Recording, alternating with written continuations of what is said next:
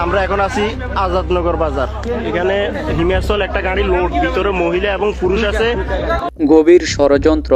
ঢাকায় লোক জড়ো করতে কোটি কোটি টাকা বিনিয়োগ সারা দেশে। কিছুক্ষণ পূর্বে লক্ষ্মীপুর জেলার কমলনগর থেকে 8টি বাস ও 10টি মাইক্রোবাস রিজার্ভ করে লোক জড়ো করে ঢাকা আসার সময় তাদেরকে লক্ষ্মীপুরে আটক করেছে ছাত্র জনতা। সবাইকে 1000 টাকা করে দেওয়া হয়েছে নগদে এবং এমন আশ্বাস দেওয়া হয়েছে যে ডক্টর ইউনূসের বাসভবনের সামনে নেওয়া হবে।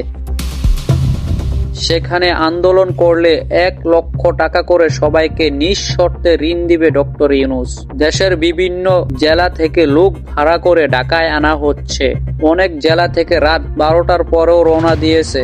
রিক্সা শ্রমিকদের আন্দোলন সহ শিক্ষার্থীদের উস্কানি দেওয়ার পাশাপাশি বিভিন্ন দাবিতে আগামী কয়েকদিন ঢাকায় আন্দোলন করে অস্থিরতা করার বড় প্ল্যান রয়েছে।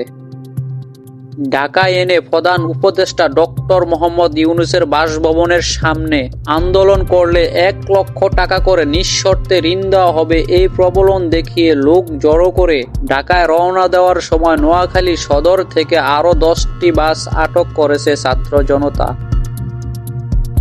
ঢাকায় এনে বিশৃঙ্খলা সৃষ্টি করার রোড ম্যাপ সহ তাদের কাছে অনেক ডকুমেন্টস পাওয়া গেছে। সারা দেশের বিভিন্ন জেলা থেকে রাতেই রওনা হয়েছে অনেক বাস। ঢাকার বিভিন্ন প্রবেশপথে অতি দ্রুত চেকপোস্ট বসানো হোক এবং ঢাকাবাসীকে সতর্ক থাকারও অনুরোধ করেছে ছাত্র জনতা।